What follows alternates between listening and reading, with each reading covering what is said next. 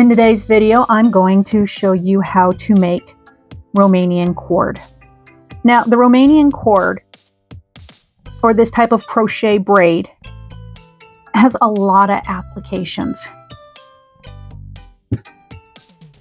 You can see this particular white cording as well as this lavender cording. These are made with a size 10 crochet thread, and these are perfect for slightly chunkier lace pieces. This cording right here is made with a size 0 lace weight yarn, and this is perfect for trims. For example, I've got this baby cap, and you can see where I've used this as a wonderful trim that adds body and stability to the baby cap itself. And then also, of course, to the baby dress, you can see where I've added the trim along the collar and then also along the back edging of the dress. And this also provides a decorative trim as well as a nice sense of body and stability to where the buttons connect. In addition, you can see where I use that same trim here on a child's afghan. So this is just a scrap afghan that I made with a bunch of stash yarn. And to give it a nice edging, as well as to set the color off with a little bit of interest, I use this same cording that I crocheted as a trim on the afghan, and it works out just wonderfully. Also, in terms of lace work, and I don't know if you can see it very well through the plastic of this lace piece that I have,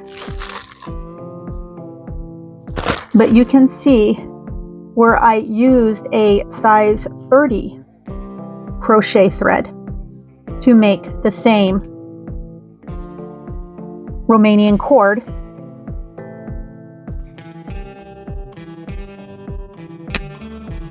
In order to provide a nice stable outline as well as anchor for the rest of the lace work that goes into a lace piece that you might consider doing.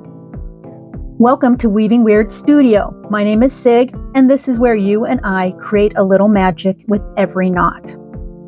It's your interest and support that allows me to contribute new content and weekly videos.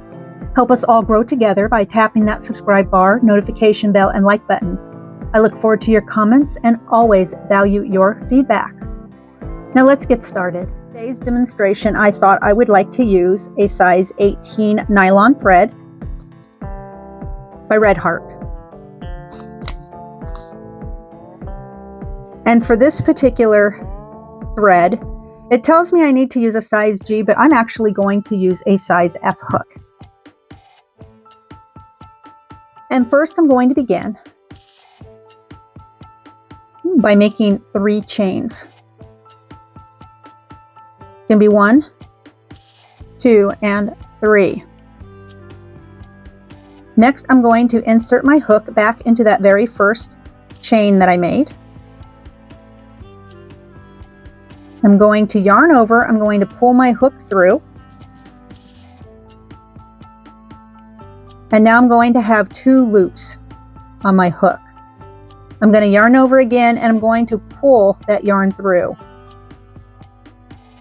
Next, I'm going to take my piece and I'm going to do a half turn.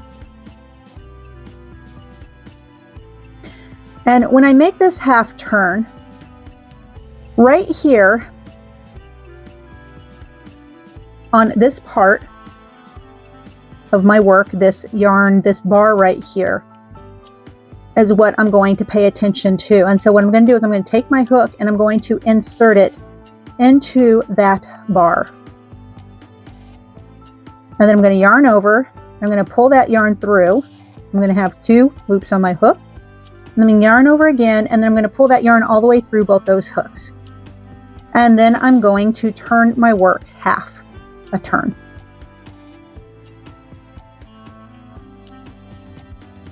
Basically 180-degree turn.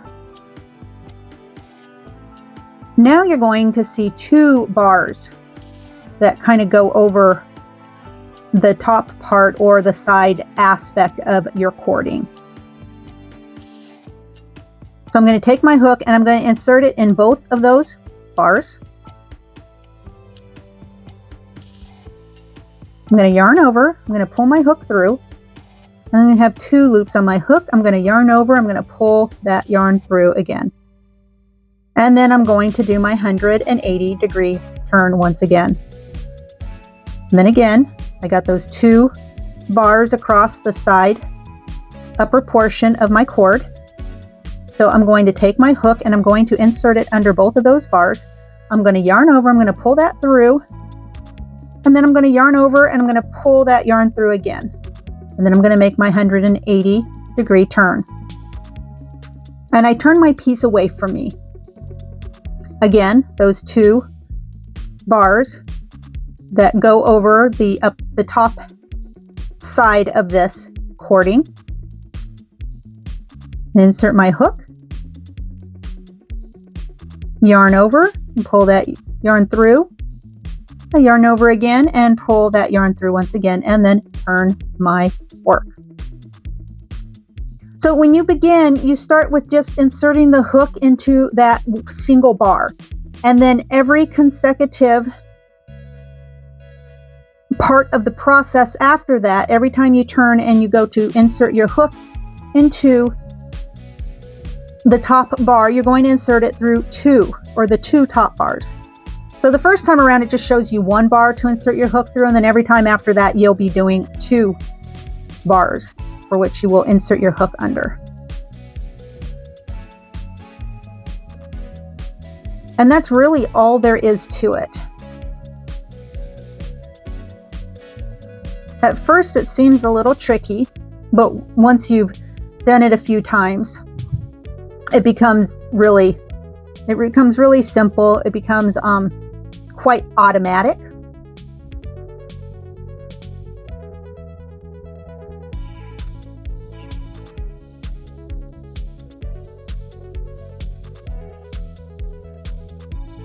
And that's about all there is to it. And you can do this with any thread, any yarn. All you have to do is remember to use the appropriate size hook, and you're good to go. So now's the time for me to say goodbye. So until I see all you wonderful and creative fiber artists again, stay creative, stay amazing, and above all, keep weaving your weird. Bye-bye now.